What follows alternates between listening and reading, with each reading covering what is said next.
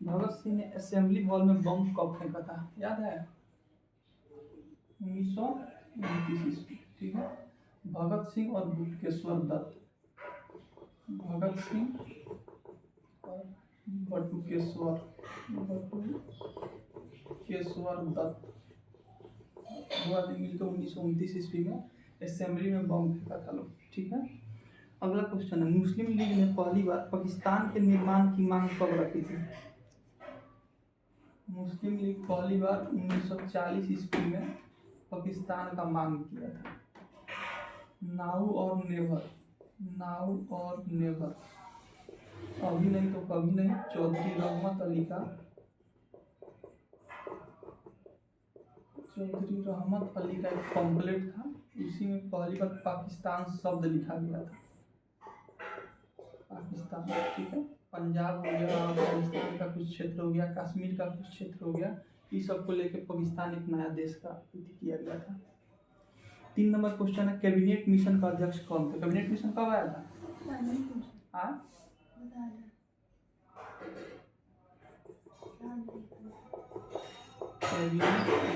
Cripps, Cripps Cripps आया था 1942 में, कैबिनेट आया था 1946 ईस्वी में। ठीक है। दोनों में 3-3 मेंबर थे, क्रिप्स में भी 3 थे, कैबिनेट में भी 3 थे। कैबिनेट मिशन आया था भारत के संविधान के लेखन हेतु आया था। ठीक है। क्रिप्स मिशन आया था 1942 में, इसके 4 साल बाद आता है कैबिनेट मिशन 1946 ईस्वी में। क्रिप्स मिशन के जो हेड होते हैं स्टेफर्ड क्रिप्स होते हैं। ठीक है। उनके नाम में भी क्रिप्स लगा हुआ होगा। क्रिप्स मिशन के हेड स्टेफर्ड क्रिप्स और कैबिनेट मिशन के head Pethick Lawrence, Pethick Lawrence पूछ लेता है। ठीक है। क्रिप्स मिशन के head Stafford Cripps, cabinet mission के हेड पैथिक लॉरेंस। ठीक है। ये 46 में, क्रिप्स आया था 42 में, दोनों का डेट याद है। ठीक है। अगला क्वेश्चन है, आजादी के पहले प्रथम स्वाधीनता दिवस कब मनाया गया था? तो 1930 ईस्वी 26 जनवरी 1930 ईस्वी को रावी नदी के तट पर 12 बजे रात को पंडित जवाहरलाल नेहरू तिरंगा झंडा ले जाकर फहरा देते हैं, और इसीलिए 26 जनवरी का डेट हम लोग के लिए बहुत इंपॉर्टेंट हो गया। संविधान जो 26 नवंबर को बनने के बाद भी 26 जनवरी को लागू किया जाता है। तो 1930 ईस्वी को पहली बार स्वाधीनता दिवस मनाया गया था। अगला क्वेश्चन, परिवार नियोजन कार्यक्रम कब अपनाया गया था? परिवार नियोजन हम दो हमारे दो का जो नारा था कब दिया गया था?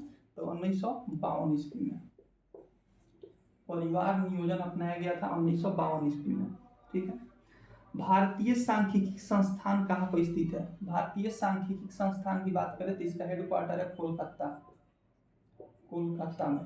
भारतीय सांख्यिकी संस्थान का हेडक्वार्टर कहाँ है? कोलकाता में है। अगला क्वेश्चन है, किस देश को वनों का देश कहा जाता है? भारत में सबसे ज्यादा वन किस राज्य में पाया जाता है?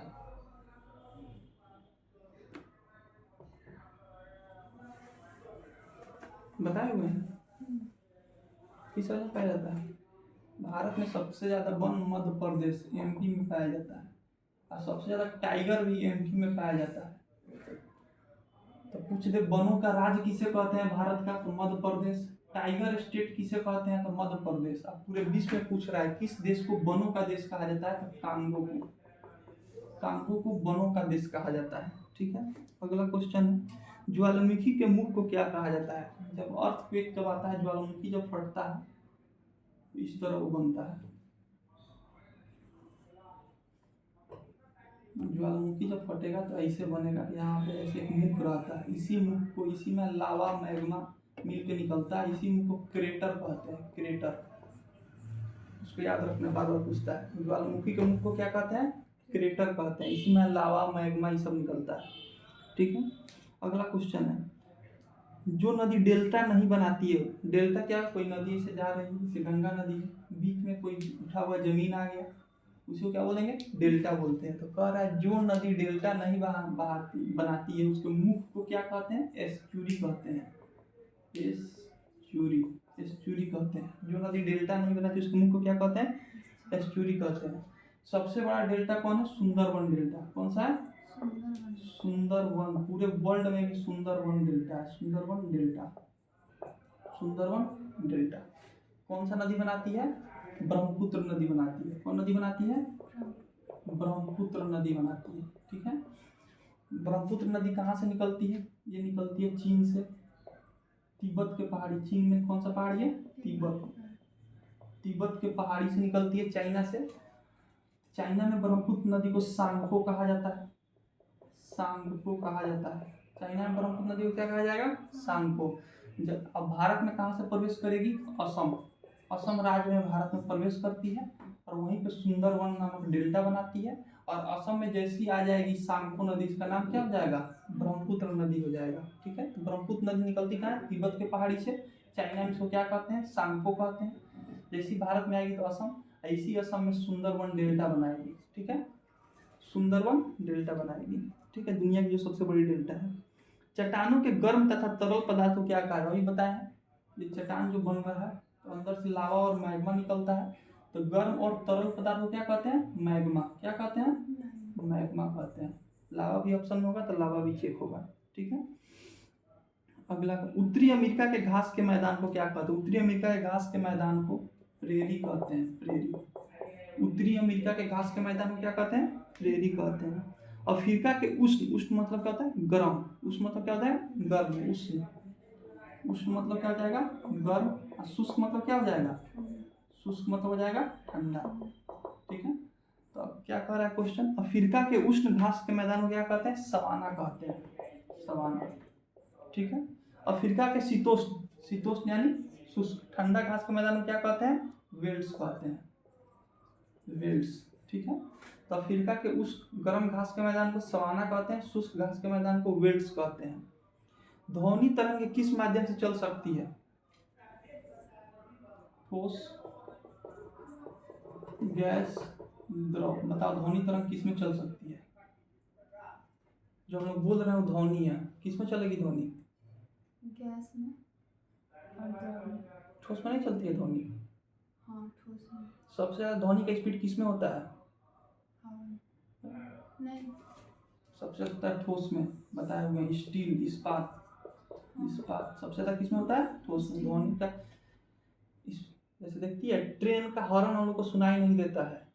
ट्रेन अगर दूसरे स्टेशन पर है तो उसका हॉर्न सुनाई नहीं देता है, लेकिन रेलवे ट्रैक पर कान अगर सटाया जाए तो उसका वाइब्रेशन, उसका आवाज सुनाई दे देता है। ठीक है, क्योंकि किसका बना होता है? इस्पात का बना होता है। ध्वनि का सबसे अधिक स्पीड किस में होता है? इस्पात में होता है। उसके बाद द्रव में, उसके बाद गैस में, सबसे कम गैस में होता है। ठीक है, और प्रकाश का सबसे अधिक स्पीड किस में होता है? निर्वात में। निर्वात, निर्वात किसको बोलते हैं? जहाँ पे कुछ नहीं हो, एयर भी नहीं हो, जहाँ पे एयर भी नहीं हो उसको क्या बोलेंगे? निर्वात, यानी वैक्यूम। सबसे ज्यादा किस में हो जाएगा? निर्वात में, उसके बाद गैस में, उसके बाद द्रव में, उस ठोस में तो होता ही नहीं है। ठोस ये चीज है, आर पार करेंगे तो होगा? नहीं होगा।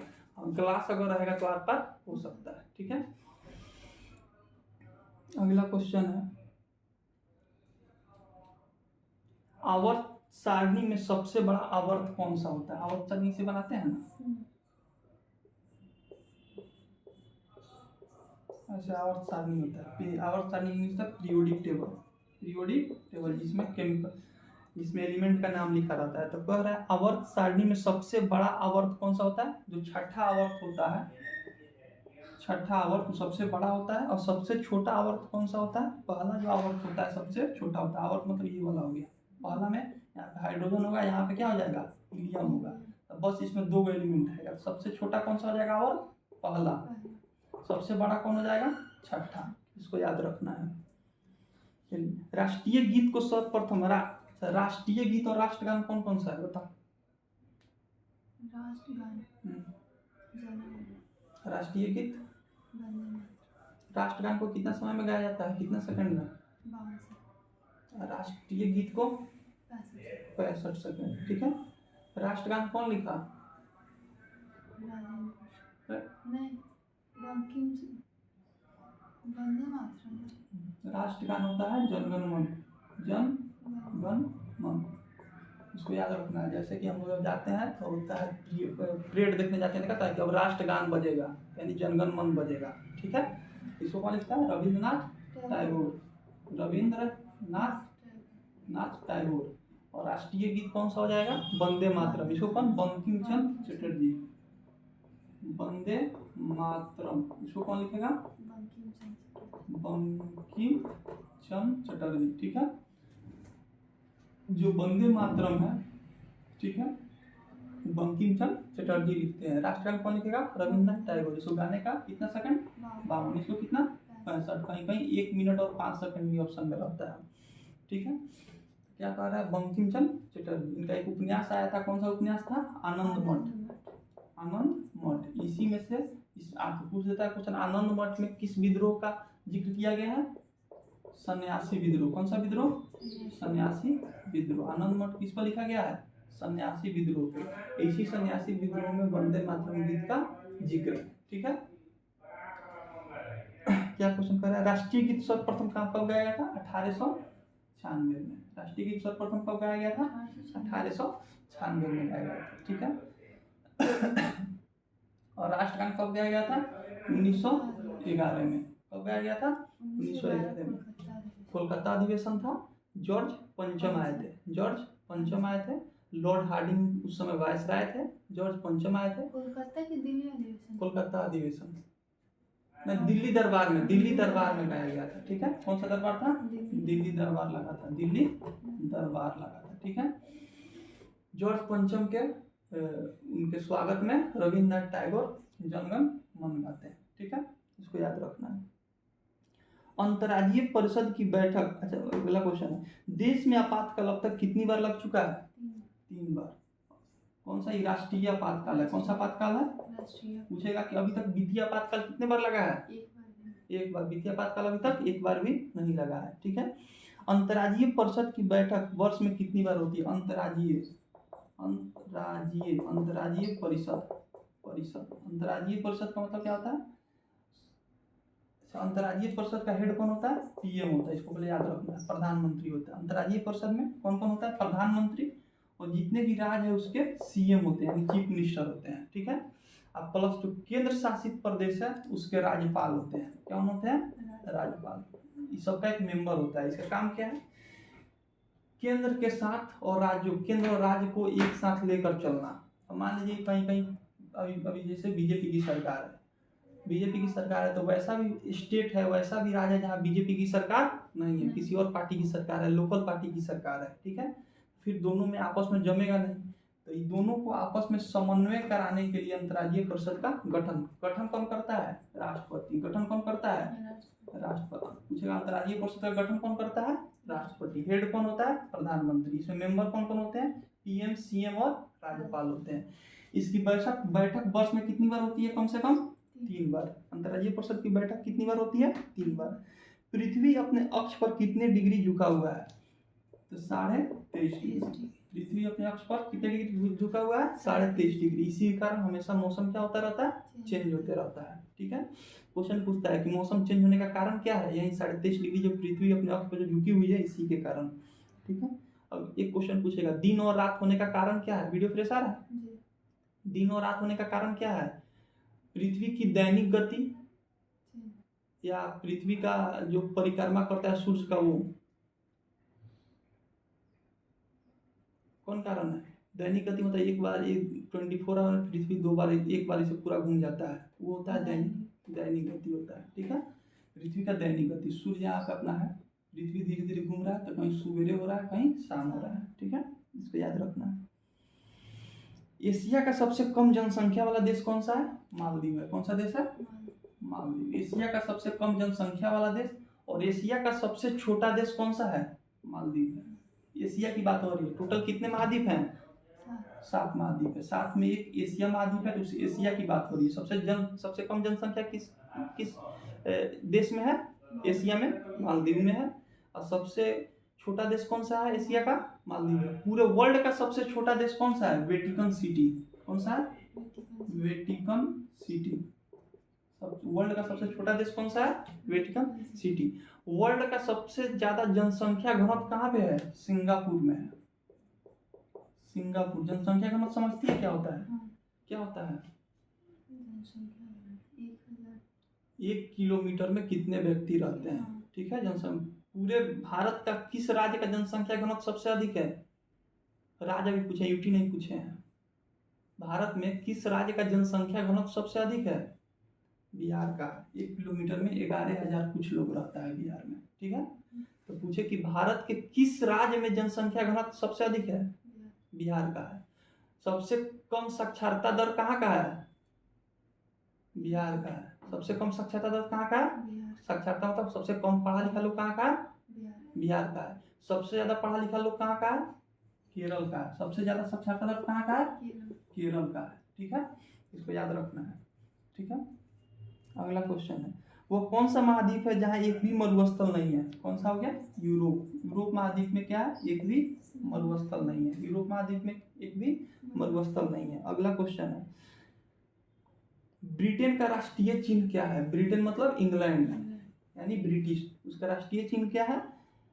क्या है? गुलाब का फूल, ठीक है। ब्रिटेन का राष्ट्रीय चिन्ह क्या है? गुलाब का फूल है। अगला क्वेश्चन है, ओटावा किस नदी के किनारे? पहले पूछ दिया ओटावा की राजधानी, किसकी राजधानी है ओटावा? कनाडा की राजधानी कौन सी है? ओटावा। कनाडा की राजधानी क्या है? ओटावा हो गया। कनाडा की राजधानी ओटावा। उधर ओटावा किस नदी के किनारे है? सेंट लॉरेंस नदी। ओटावा किस नदी के किनारे है? सेंट लॉरेंस नदी। अब पूछ दिया दिल्ली किस नदी के किनारे है?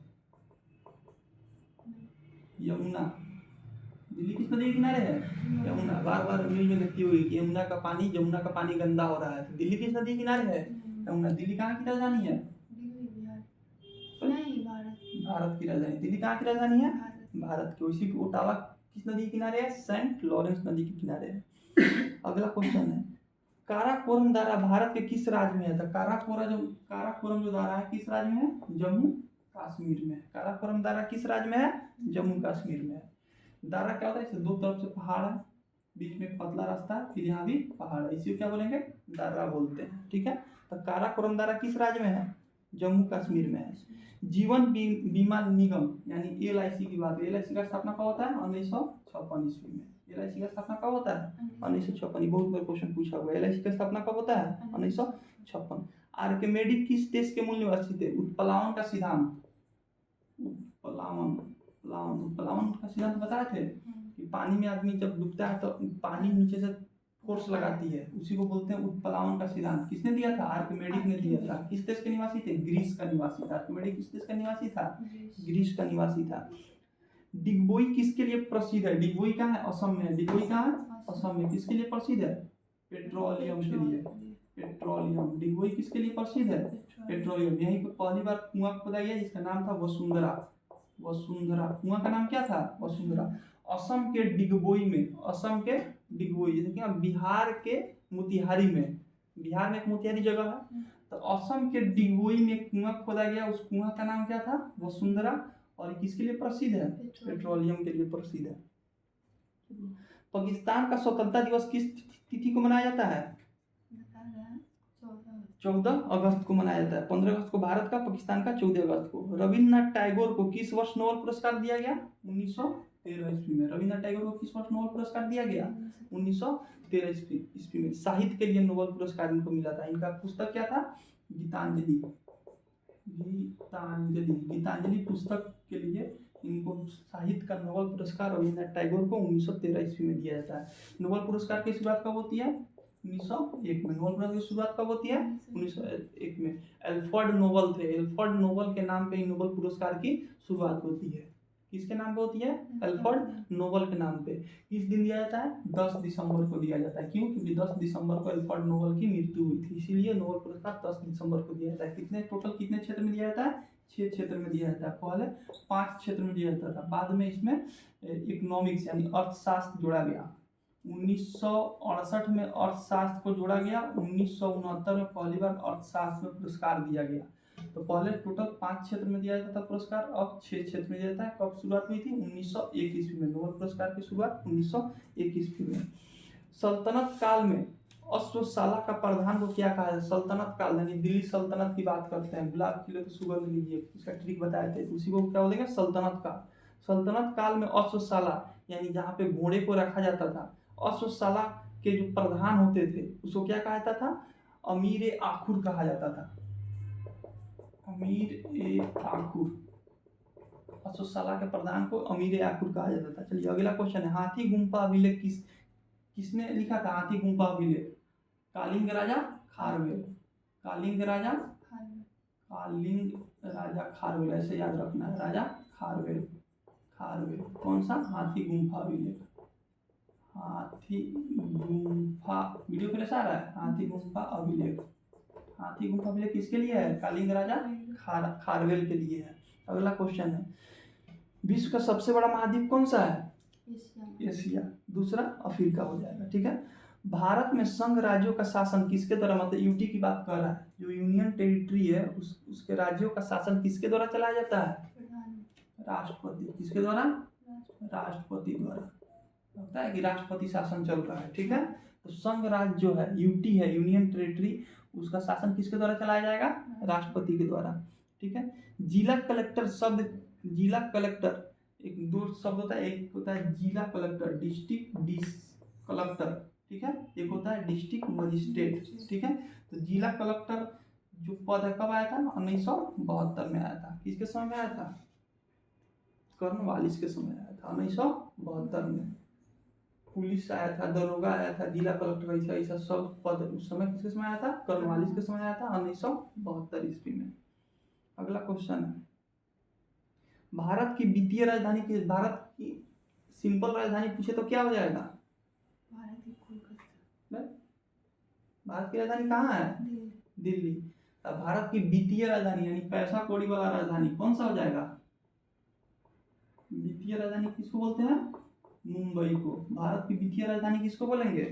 मुंबई को, याद रखना है। मुंबई किस द्वीप पर है? सैलसेट द्वीप पे है। सैलसेट द्वीप पे मुंबई है। ठीक है, और क्वेश्चन पूछ दिया कि ऐसा कौन सा शहर है जो सबसे बड़ा द्वीप पर बसा हुआ है? यही है सैलसेट द्वीप। रायसीना हिल्स पर कौन सा था? राष्ट्रपति भवन। चलिए, केंद्रीय असेंबली में बम भी बता दिए हैं। प्रकाश तरंग कैसी तरंग है? प्रकाश जो तरंग है, अनुप्रस्थ और अनुदैर्घ्य तरंग बताए थे। तो जो ध्वनि तरंग है वो कैसी तरंग है? अनुदैर्घ्य तरंग है। ठीक है, प्रकाश तरंग कैसी तरंग हो जाएगी? अनुप्रस्थ, यानी विद्युत चुंबकीय तरंग इसको बोलते हैं। विद्युत चुंबकीय तरंग बोलते हैं इसको। कौन है बोलो तो? अनुप्रस्थ तरंग को क्या बोलेंगे? विद्युत चुंबकीय तरंग। इस तरंग में क्या होता है? विद्युत अनुप्रस्थ तरंग क्या होता है? इसको कहीं जाने के लिए कोई मीडियम का आवश्यकता नहीं है। जैसे हम लोग बोल रहे हैं, इसको जाने के लिए या तो सॉलिड चाहिए, या कोई लिक्विड चाहिए, या गैस चाहिए। निर्वात अगर हवा यहाँ से निकाल दिया जाए तो हम लोग एक जगह से दूसरी जगह हम लोग का आवाज नहीं जा सकता है। ठीक है, लेकिन जो लाइट है, प्रकाश तरंग है, उसको कोई मीडियम का जरूरत नहीं है। इसको क्या बोलेंगे? अनुप्रस्थ तरंग बोलेंगे। ठीक है, लोलक की काल अवधि किस पर निर्भर करती है? जो घड़ी आता है ऐसे, पेंडुलम जिसको बोलते हैं, पेंडुलम वॉच। ठीक है, कभी इधर जाएगा कभी इधर जाएगा। ठीक है, तो कह रहा है कि लोलक की जो काल अवधि है किस पर निर्भर करती है? जो लोलक का जो लंबाई होता है ना, इसका जो लंबाई होता है ये इसी पर निर्भर करता है। बाकी किसी चीज पर, इसका वजन हो गया, कितना किलो, इस पर कोई असर उसको नहीं पड़ता है। तो लोलक की जो काल अवधि है, कितना समय लग रहा है यहाँ से यहाँ जाने में, उसको क्या बोलते हैं? किस पर निर्भर करेगी? लंबाई पर। लोलक की लंबाई पर, इसको बोलते हैं लोलक। तो लोलक की लंबाई पर निर्भर करती है। ठीक है, और यहाँ से यहाँ एक बार जाएगा तो क्या बोलेंगे? आवर्त काल बोलेंगे। लोलक का आवर्त काल बोलेंगे। क्या बोलेंगे? लोलक का आवर्त काल बोलेंगे। ठीक है, अगला क्वेश्चन है, बैटरी का आविष्कार किसने किया था? तो वोल्टा हम लोग सुनते हैं। ठीक है, तो बैटरी का आविष्कार किसने किया था? वोल्टा ने किया था। चलिए अगला क्वेश्चन, हिंदू वृद्धि दर शब्द का प्रयोग किसके द्वारा किया गया था? प्रोफेसर राज कृष्ण द्वारा किया गया था। हिंदू वृद्धि दर, ये हिंदू के वृद्धि दर से संबंधित नहीं है, ये अर्थव्यवस्था से संबंधित है। हिंदू वृद्धि दर किससे संबंधित है? अर्थव्यवस्था से। इसको उपयोग, पहली बार इस शब्द का उपयोग किसने किया था? प्रोफेसर राज कृष्ण ने किया था। अगला क्वेश्चन है, खासी विद्रोह का नेतृत्व किसने किया था? तीरथ सिंह ने किया था। कौन सा किया था? तीरथ सिंह ने किया था।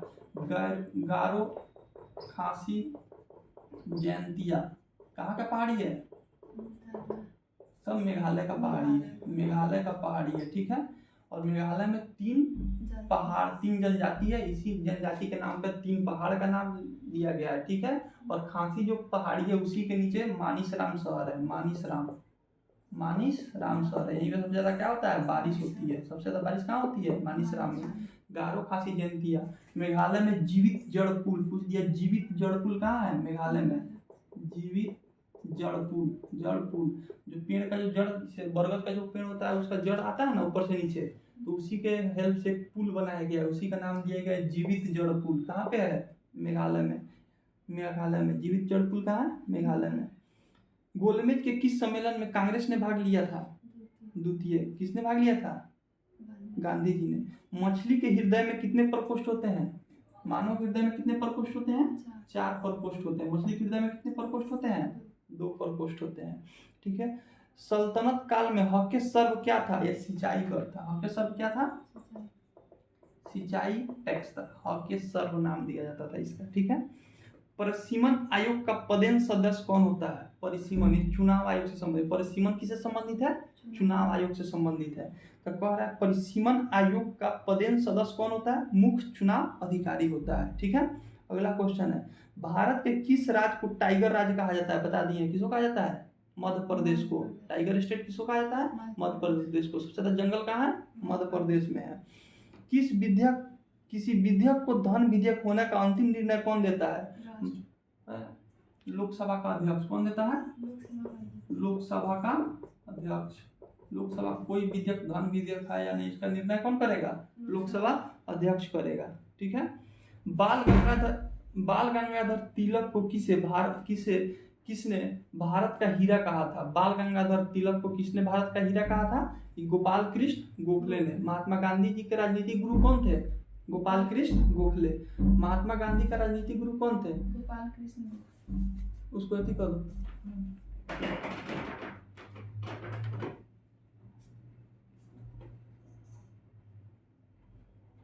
महात्मा गांधी के राजनीतिक गुरु कौन थे, गोपाल कृष्ण गोखले। बाल गंगाधर तिलक को किसने भारत का हीरा कहा था, गोपाल कृष्ण गोखले ने कहा था। चलिए, स्वतंत्र भारत में राज्यसभा का पदेन सभापति कौन थे, सर्वपल्ली राधाकृष्णन थे।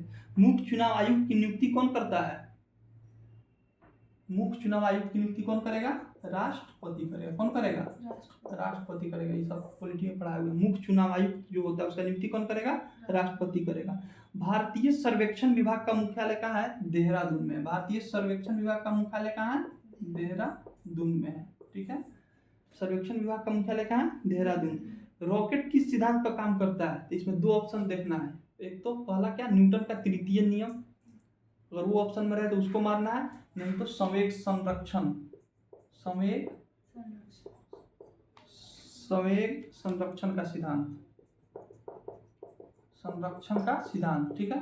तो एक तो ऑप्शन में रहेगा न्यूटन का तृतीय नियम, और नहीं तो रहेगा संवेग संरक्षण सिद्धांत। रॉकेट जो होता है, क्या होता है रॉकेट, ये रॉकेट हो गया, नीचे से एक आग फेंकता है। ठीक है। नीचे से एक प्रेशर, आग धरती पर प्रेशर बनाएगा तो ये क्या होगा, उड़ेगा। तो न्यूटन का तृतीय नियम यही तो कहता है कि एक्शन रिएक्शन फोर्स, इधर से ये एक्शन दे रहा है, पृथ्वी इसको रिएक्शन देगी, ये उड़ जाएगा। ठीक है। इसी को संवेग संरक्षण का सिद्धांत भी बोलते हैं। ठीक है। अगला क्वेश्चन है, किस पंचवर्षीय योजना में गरीबी उन्मूलन का लक्ष्य रखा गया था, यानी गरीबी को खत्म करना। 5वीं पंचवर्षीय योजना में गरीबी को खत्म करना किस पंचवर्षीय योजना का मुख्य उद्देश्य था, 5वीं पंचवर्षीय योजना का मुख्य उद्देश्य था गरीबी को खत्म करना। अगला क्वेश्चन है, सेव में पोषक तत्व की अधिकता किसकी होती है, कैल्शियम और पोटेशियम की होती है। ठीक है। पोटेशियम के कारण ही हर जो हृदय रोगी होते हैं उसको डॉक्टर बोलता है रोज सेव खाने के लिए। ठीक है। हृदय के लिए सेव बहुत आवश्यक है। ठीक है। सेव में किस पोषक तत्व की अधिकता होती है, कैल्शियम, उसके बाद पोटेशियम। ठीक है। अगला क्वेश्चन है, आंत ज्वर यानी इसको क्या बोलते हैं, टाइफाइड बोलते हैं। ठीक है। आंत ज्वर किसके कारण होता है, जीवाणु के कारण, बायोलॉजी में पढ़ा चुके हैं। अगला क्वेश्चन है, वायुमंडल में ओजोन छिद्र मुक्त किसके मौजूदगी के कारण होता है, क्लोरोफ्लोरोकार्बन। ये भी बता दिए, जो फ्रिज से निकलता है क्लोरोफ्लोरोकार्बन, इसी कारण वायुमंडल में छेद हो रहा है। वायुमंडल ओजोन परत में छेद हो रहा है। सबसे ज्यादा छेद कहाँ हुआ, अंटार्कटिका में हुआ, ये भी बता दिए हैं। अगला क्वेश्चन, भारी मशीनों में स्नेहक के रूप में किसका प्रयोग किया जाता है, ग्रेफाइट का, भी बताया हुआ है। स्नेहक रूप में किसका प्रयोग किया जाता है, ग्रेफाइट का। किसका प्रयोग, ग्रेफाइट जो पेंसिल में रहता है ब्लैक कलर का, उसी को क्या बोलते हैं, ग्रेफाइट बोलते हैं। स्नेहक होता क्या है, इसको शुष्क स्नेहक बोलते हैं। एक होता है लिक्विड स्नेहक जिसको लुब्रिकेंट बोलते हैं, जो साइकिल का जो बॉल बोरिंग होता है उसमें लगाया जाता है वो लिक्विड जैसा, ठीक है, उसको बोलेंगे लिक्विड स्नेक। इसको क्या बोलते हैं? शुष्क स्नेक बोलते हैं, ठीक है। भारी मशीनों में स्नेक में किसका प्रयोग किया जाता है? ग्रेफाइट का किया जाता है। अगला क्वेश्चन, सूर्य के पराबैंगनी किरण से हमको कौन बचाता है? आयन मंडल, समताप मंडल, ओजोन मंडल, क्षोभ मंडल, कौन बचाता है? आयन मंडल, समताप मंडल, ओजोन मंडल, क्षोभ मंडल। उसी में बताया था कि ओजोन मंडल बचाता है हम लोग को। पराबैंगनी जो अल्ट्रावायलेट जो रे आता है तो ओजोन मंडल हम लोग को, ओजोन परत है वो हम लोग क्या करता है? बचाता है। और डायरेक्ट अल्ट्रावायलेट रे यानी पराबैंगनी किरण हमारे शरीर पर पड़ जाए तो स्किन कैंसर हो जाएगा, बताए थे। अरे पृथ्वी हो गया, पृथ्वी के ऊपर 5 मंडल है, 5। पहला मंडल को क्या बोलेंगे? क्षोभ मंडल बोलते हैं। क्या बोलते हैं? क्षोभ मंडल बोलते हैं। इसमें मौसमी घटनाएं होती है। इसमें क्या हो जाएगा? मौसमी घटनाएं होगी। मौसमी घटना, बारिश, तूफान इसी में आएगा, ठीक है। यहाँ पे हो जाएगा आयन मंडल, यहाँ पे रेडियो तरंग होता है। क्या होता है? रेडियो तरंग। यहाँ हो जाएगा हो जाएगा समताप मंडल। क्या हो जाएगा? समताप मंडल। इसी में ओजोन लेयर होता है। समताप मंडल में क्या हो जाएगा? ओजोन लेयर हो जाएगा। ये हो जाएगा मध्य मंडल, ठीक है। सबसे हम जहाँ रहते हैं, जिस एटमोस्फेयर में रह रहे हैं, इसको क्या बोलेंगे? क्षोभ मंडल बोलेंगे, ठीक है। तो पराबैंगनी किरण से कौन बचाता है हम लोग को? ओजोन बचाता है। ओजोन लेयर, कोई ओजोन मंडल लिख दिया है, कौन बचाता है? ओजोन बचाता है, ओजोन लेयर बचाता है। अगला क्वेश्चन, हरित क्रांति का प्रयोग किस फसल के उत्पादन में वृद्धि के लिए किया गया था? तो ये कौन सा हो जाएगा? खदान फसल। कौन सा? खाद्यान्न फसल। खाद्यान्न मतलब जो हम लोग खाते हैं, गेहूं और चावल। क्या? गेहूं और चावल। तो एक क्वेश्चन पूछता है कि हरित क्रांति जब हुआ, हरित क्रांति का जनक किसे कहा जाता है? स्वामीनाथन को। भारत में हरित क्रांति का जनक किसे कहा जाता है? श्वेत क्रांति का जनक किसे कहा जाता है? वर्जिन कुरियन को। श्वेत क्रांति का जनक और हरित क्रांति का जनक स्वामीनाथन को कहा जाता है। तो सबसे हरित क्रांति किसके लिए हुआ था? खदान फसल के लिए हुआ था। सबसे ज्यादा फायदा किसको हुआ था? इसमें गेहूं को हुआ था। जब हरित क्रांति हुआ तो अच्छे अच्छे तरह के मतलब उपकरण बनने लगे, फसल में ज्यादा वृद्धि करने के लिए अलग अलग केमिकल आने लगा, ठीक है। तो सबसे ज्यादा फायदा किसको हो गया? गेहूं का उत्पादन अचानक से बढ़ गई, ठीक है। उर्वरक से संबंधित क्रांति क्या है? बताए थे। गोल क्रांति किससे संबंधित है? गोल क्रांति आलू से संबंधित है। गोल क्रांति किससे संबंधित है? आलू से संबंधित है। लाल क्रांति किससे संबंधित है? टमाटर और मांस। लाल क्रांति किससे? टमाटर और मांस। रजत क्रांति किससे? रजत मतलब सिल्वर क्रांति किससे? अंडा से, ठीक है। तो कह रहा उर्वरक के लिए कौन सी क्रांति आई थी? उर्वरक के लिए भूरी क्रांति आई थी। कौन सी क्रांति आई थी? भूरी क्रांति। उर्वरक किसको बोलते हैं? जो खेतों में डाला जाता है, जिससे धान के खेत में डाल दिया गया तो जो फसल का उत्पादन ज्यादा होगा, उसी को क्या बोलेंगे? उर्वरक बोलेंगे, ठीक है। हैजा रोगाणु की खोज किसने किया था? रोबर्ट कोच ने किया था। ये बता दिए हैं, रोबर्ट कोच ने किया था। हैजा यानी कोलेरा। हैजा का इंग्लिश क्या होता है? कोलेरा। तो कोलेरा जो रोगाणु होता है उसकी खोज किसने किया था? रोबर्ट कोच ने किया था। ओपेनहाइमर ने किस बम का विकास किया था? Hydrogen bomb. कौन सा बम हो गया? Hydrogen bomb. कौन? ओपेनहाइमर। इस पर एक फिल्म जो है ओपेनहाइमर। हाइड्रोजन बम का आविष्कार किसने किया था? ओपेनहाइमर। हाइमर से हाइड्रोजन याद रखना। ओपेनहाइमर। हाइमर कौन सा बम का आविष्कार करेगा? हाइड्रोजन बम का आविष्कार करेगा, ठीक है। रजत क्रांति बता दिया, अंडा उत्पादन से।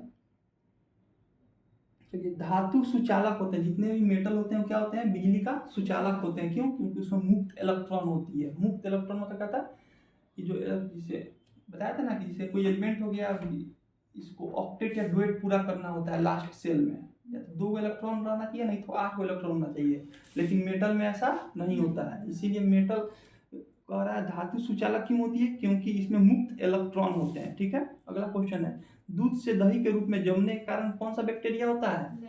लैक्टोबैसिलस बैक्टीरिया होता है। चलिए, प्रकाश संश्लेषण के समय कौन सी गैस निकलती है? प्रकाश संश्लेषण कौन करता है?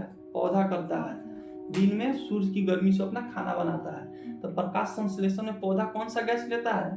Carbon dioxide. जो हम लोग छोड़ते हैं पौधा लेता है। और क्या छोड़ता है पौधा? ऑक्सीजन छोड़ता है। वही क्वेश्चन पूछ रहा है, प्रकाश संश्लेषण के समय कौन सी गैस निकलती है? ऑक्सीजन गैस निकलती है। सूर्य में ऊर्जा का निरंतर सृजन किसके कारण होता है? ऑप्शन है नाभिकीय विखंडन, नाभिकीय संलयन, गुरुत्वाकर्षण बल। बताओ। नाभिकीय संलयन। मानव शरीर में सबसे ज्यादा क्या पाया जाता है? ऑप्शन है लोहा, कैल्शियम, सोडियम और ऑक्सीजन।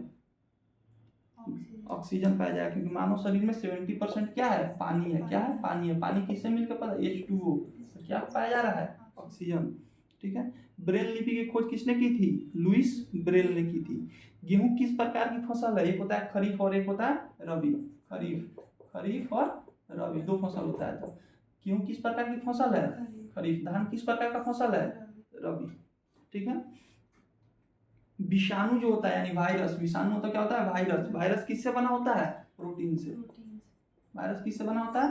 प्रोटीन से बना होता है। अगला क्वेश्चन है, परमाणु बम का आविष्कार किसने किया था?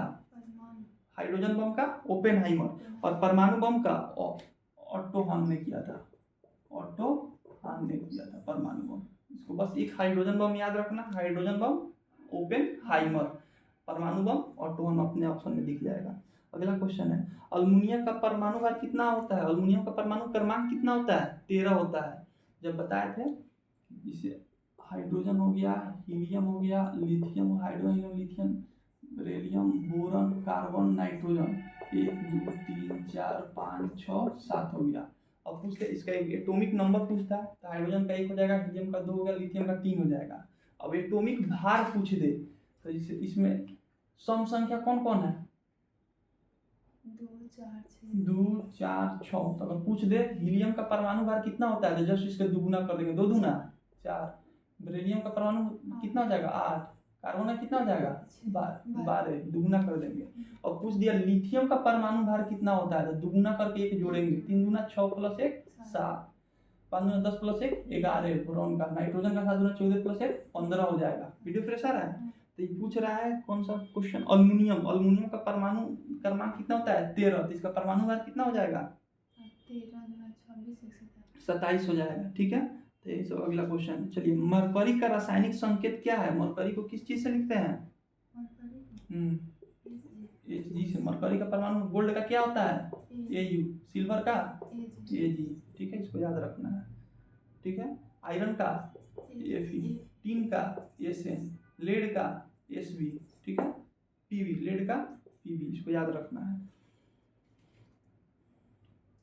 मरीचिका को और किस नाम से? मरीचिका क्या होता है? जैसे हम लोग रोड पर जाते हैं, ठीक है, तो आगे क्या दिखाई देता है? पानी दिखाई देता है। ठीक है, उसको क्या बोलेंगे? मरीचिका बोलेंगे। जैसे हम लोग बहुत दूर, जैसे खाली खेत है बहुत दूर तक, तो पेड़ हम लोग को क्या दिखाई देगा? उल्टा दिखाई देता है। तो इसको और क्या, मरीचिका का दूसरा नाम क्या है? दृष्ट भ्रम, यानी देखने वाला भ्रम इसको बोलते हैं। ठीक है। जैसे जैसे गाड़ी चलती है रोड पे, पानी ऐसा लगता है कि पानी दूर जाते जा रहा है। ठीक है। पेनिसिलिन किससे तैयार किया था? पेनिसिलिन क्या है? प्रतिजैविक है। ठीक है, एंटीबायोटिक है। पेनिसिलिन क्या है? एंटीबायोटिक है। ठीक है। तो पेनिसिलिन किससे तैयार किया था? फंगस से तैयार किया जाता है। पेनिसिलिन किससे तैयार किया था? फंगस से। फंगस से होने वाला रोग कौन सा है? गांजा दामाद खाए फ्रूट। गांजा हो गया, द से दामा हो गया, दाद खाद खुजली जितना भी बीमारी होता है किससे होता है? फंगस से होता है। अगला क्वेश्चन है, प्लाज्मोडियम जीव द्वारा कौन सा रोग फैलता है? मलेरिया। मलेरिया रोग किसके द्वारा फैलेगा? प्लाज्मोडियम। ठीक है। अगला क्वेश्चन है, राइबोफ्लेविन किस विटामिन का रासायनिक नाम है? विटामिन B2 का। ठीक है, इसको याद रखना है। अमाशय में कौन सा अम्ल निकलता है? पेट में कौन सा अम्ल होता है? HCl, हाइड्रोक्लोरिक अम्ल। इसी को कौन सा अम्ल बोलते हैं? म्यूट्रिक अम्ल बोलते हैं। इसको कौन सा अम्ल बोलेंगे? म्यूट्रिक। पेट में क्या होता है? खंखार जैसा होता है ना पेट में, हाँ, म्यूकस, इसको क्या बोलते हैं? म्यूट्री। इसलिए पेट, उसको क्या बोलेंगे? HCl को म्यूट्रिक अम्ल बोलते हैं। ठीक है। अगला क्वेश्चन है, कोशिका भित्ति का मुख्य गठन क्या होता है? एक तो होता है सेल मेम्ब्रेन। मनुष्य में क्या पाया जाएगा? जितने जीव हैं, सेल मेम्ब्रेन यानी कोशिका झिल्ली। और कोशिका भित्ति किसमें पाया जाता है? पेड़ पौधा में। ठीक है। तो किससे बना होता है? सेलुलोज का बना होता है। कोशिका भित्ति किससे बना होता है? सेलुलोज का। मोबाइल फोन का बैटरी किससे बना होता था पहले?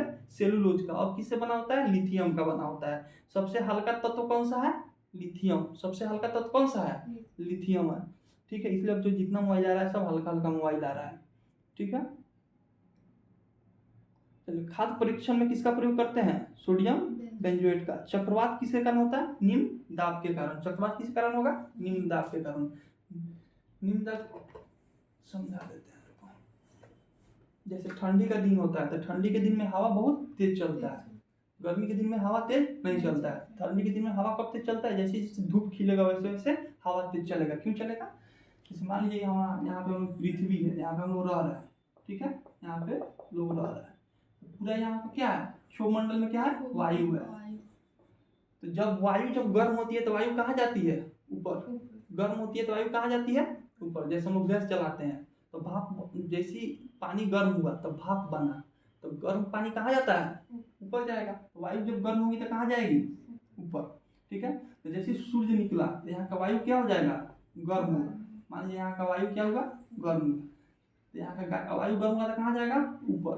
तो यहाँ पे निम्न दाब बनेगा, लो प्रेशर बनेगा। तो इस जगह को भरने के लिए दूसरा ठंडा वायु आएगा, इस जगह को भरने के लिए ठंडा वायु आएगा, और ये प्रक्रिया चलते रहता है धूप निकलने से सूर्य अस्त होने तक। और इसीलिए ठंडी के दिनों में जब भी सूर्य निकलता है तो उस समय क्या हो जाएगा, चक्रवात यानी हवा तेज चलने लगता है, ठीक है। यही चीज कहाँ काम करता है, रेल के पटरी के पास। लोग बोलते हैं कि ट्रेन खींच लिया है, क्यों, क्योंकि जैसे यहाँ रेल का पटरी है, यहाँ पे कोई बगल में खड़ा है, ट्रेन जा रहा है, ट्रेन जाएगा तो यहाँ का जो ट्रेन के पटरी का जो वायु होगा क्या हो जाएगा, दूर भागेगा, ठीक है। ट्रेन उसको हटाएगा, दूर भागेगा। इसको फील करने के लिए यहाँ पे वायु, दूसरा वायु आएगा ना, और मान लीजिए यहाँ पे इंसान खड़ा है तो ये क्या हो जाएगा, खिंचा के चलाएगा, ट्रेन के पटरी के नीचे चलाता है, ठीक है। वीडियो बंद करो।